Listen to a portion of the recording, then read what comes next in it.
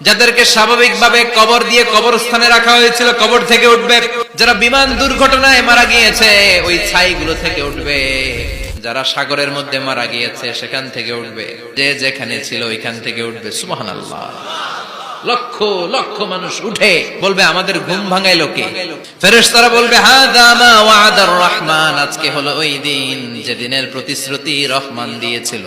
সূর্যটা মাথার কাছে চলে আসবে সেদিন। সূর্যের প্রচন্ড তাপে মাথার মগজগুলো ভাতের মাড়ের মতো গলে গলে নাকের ছিদ্র আর কানের ছিদ্র দিয়ে বেয়ে বেয়ে পড়বে। জিহ্বাটা তৃষ্ণায় বেরোতে বেরোতে নাভি পর্যন্ত এসে ঝুলে থাকবে।